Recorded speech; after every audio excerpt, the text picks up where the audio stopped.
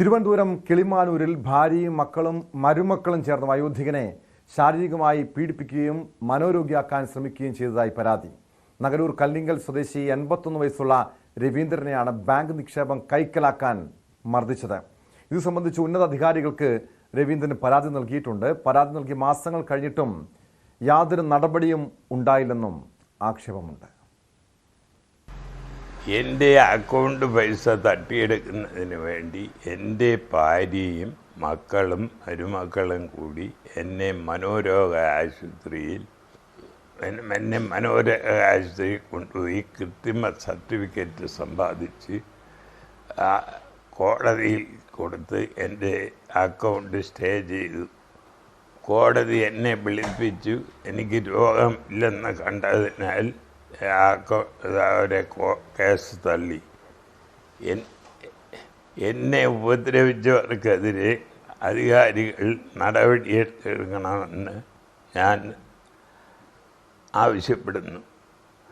എൻ്റെ വീട്ടിൽ എനിക്ക് സ്വൈര്യമായി താമസിക്കാനുള്ള അവസരം അധികാരികൾ ഉണ്ടാക്കി തരണമെന്ന് ഞാൻ താഴ്മയെ അപേക്ഷിക്കുന്നു. എസ് അഭിലാഷ് ചേരുന്നു തിരുവനന്തപുരത്ത് നിന്നും വിശദാംശങ്ങളുമായി. അഭിലാഷ്, ഈ വൃദ്ധ മാതാപിതാക്കൾക്ക് നേരെ മക്കളുടെ ക്രൂരത, ഇതുപോലുള്ള വാർത്തകൾ പലപ്പോഴും നമ്മൾ റിപ്പോർട്ട് ചെയ്യാറുള്ളതാണ്. പക്ഷേ ഇവിടെ നഗരൂർ സ്വദേശിയായ രവീന്ദ്രൻ എന്ന 81-കാരനെ സ്വന്തം ഭാര്യയും മക്കളും മരുമക്കളും ചേർന്ന് ക്രൂരമായി മർദ്ദിക്കുന്നു, മനോരോഗിയാക്കാൻ ശ്രമിക്കുന്നു. പരാതി നൽകിയിട്ടും യാതൊരു നടപടിയും ഇവർക്കെതിരെ സ്വീകരിച്ചില്ല എന്ന് പറയുന്നുണ്ട്. രവീന്ദ്രൻ്റെ ആക്ഷേപമുണ്ട്. ആ പോലീസിലടക്കം രവീന്ദ്രൻ പരാതി നൽകിയിരുന്നോ? എന്താണ് അധികൃതരുടെ ഭാഗത്തു നിന്നും ഈ കേസുമായി ബന്ധപ്പെട്ട് ഇതുവരെ സ്വീകരിച്ച നടപടികൾ? ടോം, തീർച്ചയായും നമ്മൾ ഈ 80 വയസ്സുകാരന്റെ വാക്കുകൾ നമുക്ക് കേട്ടു. സ്വന്തം വീട്ടിൽ സ്വൈര്യമായി താമസിക്കാനുള്ള ഒരു സ്വാഭാവികമായി പുള്ളിക്ക് താമസിക്കുന്നതിനുള്ള ഒരു നൽകണം എന്ന് മാത്രമാണ് അദ്ദേഹത്തിന്റെ ആവശ്യം. ഇത് തന്നെയാണ് അദ്ദേഹം പരാതിപ്പെട്ടിരിക്കുന്നത്. ഇദ്ദേഹം ഒരു ലോറി ഡ്രൈവറായിരുന്നു. ഇദ്ദേഹത്തിന് 3 മക്കളായിരുന്നു. എല്ലാവരും തന്നെ രവീന്ദ്രൻ ഇവർക്കെല്ലാം അവരെ സ്വത്ത് ഭാഗിച്ചു നൽകിയിരുന്നു. ഈ 2 മക്കൾ സ്വത്ത് വിറ്റ് മറ്റിടങ്ങളിലേക്ക് പോവുകയും ചെയ്തിട്ടുണ്ട്. ഇളയ മക്കൾക്കും ഭാര്യയ്ക്കുമാണ് രവീന്ദ്രൻ കുടുംബ വീട്ടിൽ താമസിച്ചിരുന്നത്. ഈ കഴിഞ്ഞ ഒക്ടോബർ മാസത്തിലാണ് ഇദ്ദേഹത്തിന്റെ വീടിനെ പുറത്തേക്ക് അധികം കാണാതായി. ഈ നാട്ടുകാർക്ക് സംശയമുണ്ടായി. നാട്ടുകാർ ഇദ്ദേഹത്തിന്റെ സഹോദരിയെ വിവരം അറിയിക്കുകയായിരുന്നു. തുടർന്ന് സഹോദരി ഈ കുടുംബ വീട്ടിലെത്തി ഇദ്ദേഹത്തിന്റെ ഭാര്യയോടും മകളോടും ഇദ്ദേഹത്തെ പറ്റി തിരക്കി. എന്നാൽ അവരിൽ നിന്ന് കൃത്യമായൊരു മറുപടി ലഭിച്ചില്ല എന്നാണ് സഹോദരിമാർ പറയുന്നത്. ഇതിനുശേഷം നഗരൂർ പോലീസിൽ സഹോദരി പരാതി നൽകി. എന്നാൽ പോലീസിന്റെ ഭാഗത്തു നിന്നും കൃത്യമായൊരു അന്വേഷണം ഉണ്ടായില്ല. തുടർന്ന് ആറ്റിങ്ങൽ ഡിവൈഎസ്പിക്ക് പരാതി നൽകി.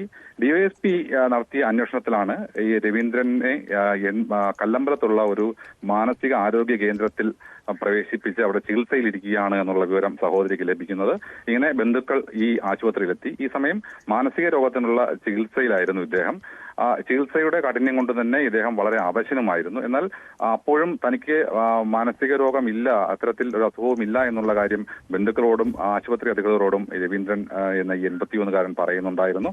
തുടർന്ന് സഹോദരിയാണ് ഇദ്ദേഹത്തെ മറ്റൊരു ആശുപത്രിയിലേക്ക് മാറ്റണം എന്നാവശ്യപ്പെട്ടു. ആ സമയം അവിടെ ഉണ്ടായിരുന്ന ഡോക്ടർ തന്നെ അദ്ദേഹം ചികിത്സിക്കുന്ന കൊല്ലത്തുള്ള ഒരു സ്വകാര്യ ആശുപത്രിയിലേക്ക് ഇദ്ദേഹത്തെ കൊണ്ടുപോയി. അവിടെ ചെന്നിട്ടും ഈ ചികിത്സ തന്നെ തുടരുകയും ഇദ്ദേഹം കൂടുതൽ അവശനാവുകയും ചെയ്തു.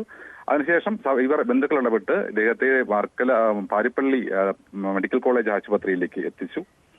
അവിടെ ചികിത്സ ആരംഭിച്ചപ്പോഴാണ് ഇദ്ദേഹം പഴയ ആരോഗ്യത്തിലേക്ക് കുറച്ചെങ്കിലും മടങ്ങിയെത്തിയതെന്ന് ബന്ധുക്കൾ പറയുന്നു.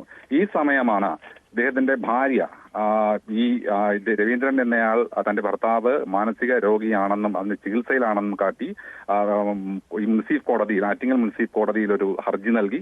ഈ ഹർജിയിൽ പറയുന്നത് ഇദ്ദേഹത്തിന്റെ പേരിൽ ബാങ്കിൽ 30 ലക്ഷത്തോളം രൂപയുണ്ട്. ഇത് ഭാര്യയായ തനിക്ക് ആ ഇടപാട്, ആ ബാങ്കിലെ പൈസയിൽ ഇടപാട് നടത്തുന്നതിനുള്ള അനുവാദം നൽകണമെന്നാവശ്യപ്പെട്ടുകൊണ്ടാണ് ഈ ഭാര്യ കോടതിയെ സമീപിച്ചത്.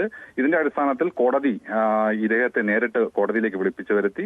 മജിസ്ട്രേറ്റ് അദ്ദേഹത്തിന്റെ മൊഴി എടുത്തു.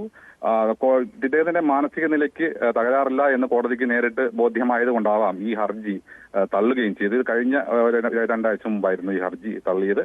ഇപ്പോൾ നിലവിൽ കോടതിയുടെ ഭാഗത്തു നിന്നൊക്കെ നീതി ലഭിക്കുന്ന ഒരു സാഹചര്യം ഉണ്ടായിട്ടുണ്ട് രവീന്ദ്രന്റെ. പക്ഷേ എന്തുകൊണ്ടാണ് ഈ രവീന്ദ്രൻ എന്ന 81 വയസ്സുകാരനെ വയോധികനെ മർദ്ദിച്ചതുമായി ബന്ധപ്പെട്ടും ഈ രീതിയിൽ മനോരോഗിയാക്കി മാറ്റാനുള്ള ശ്രമവുമായി ബന്ധപ്പെട്ടൊക്കെ ഒരു നടപടികൾ ഉണ്ടാകാത്തത്, നിയമപരമായ നടപടികൾ ഉണ്ടാകാത്തത് അഭിലാഷ്?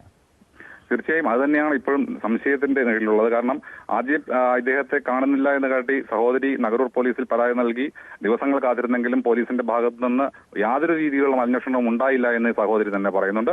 അതിനുശേഷം ആറ്റിങ്ങൽ ഡിവൈഎസ്പിക്ക് ഇത് സംബന്ധിച്ച് പരാതി നൽകി. ഡിവൈഎസ്പി ഇദ്ദേഹത്തിനെ കണ്ടെത്തിയെങ്കിലും അതിനെക്കുറിച്ച് കൂടുതൽ അന്വേഷണത്തിലേക്ക് പോയില്ല എന്നുള്ളതാണ് നമുക്ക് മനസ്സിലാക്കാൻ കഴിയുന്നത്.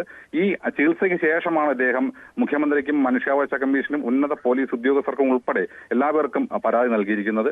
ഇതിന്റെ അടിസ്ഥാനത്തിൽ കഴിഞ്ഞ ദിവസം അദ്ദേഹത്തിന്റെ ഭാര്യയെയും മകളെയും സ്റ്റേഷനിലേക്ക് വിളിച്ചു വരുത്തി മൊഴിയെടുത്തു എന്നൊരു സൂചന ലഭിക്കുന്നുണ്ട്. എന്നാൽ കൃത്യമായി പോലീസ് അത് സ്ഥിരീകരിച്ചിട്ടില്ല. എന്നാൽ അത്തരത്തിൽ വിളിച്ചു വരുത്തി എന്നുള്ളത് വ്യക്തമാണ്. എന്തായാലും ഇദ്ദേഹം ആവശ്യപ്പെടുന്ന പോലെ തന്റെ സ്വന്തം വീട്ടിൽ കഴിയുവാനുള്ള ഒരു അനുവാദം അല്ലെങ്കിൽ അതിനുള്ള ഒരു സ്വാതന്ത്ര്യം തനിക്ക് ലഭിക്കുന്നതിന് ആ ഒരു നീതി ലഭിക്കുമെന്നുള്ള പ്രതീക്ഷ തന്നെയാണ് ഇദ്ദേഹത്തിനുള്ളത്. ടോം. എസ് വ്യക്തമാണ്. എസ് അഭിലാഷാണ് വിവരങ്ങൾ നൽകിയത്. തിരുവനന്തപുരം കിളിമാനൂരിലാണ് ഒരു വയോധികനോട് സ്വന്തം ഭാര്യയും മക്കളും മരുമക്കളും ക്രൂരത കാട്ടിയത്. ഇപ്പോഴും നീതിക്ക് വേണ്ടിയുള്ള പോരാട്ടത്തിലാണ് രവീന്ദ്രൻ എന്ന 81-കാരൻ.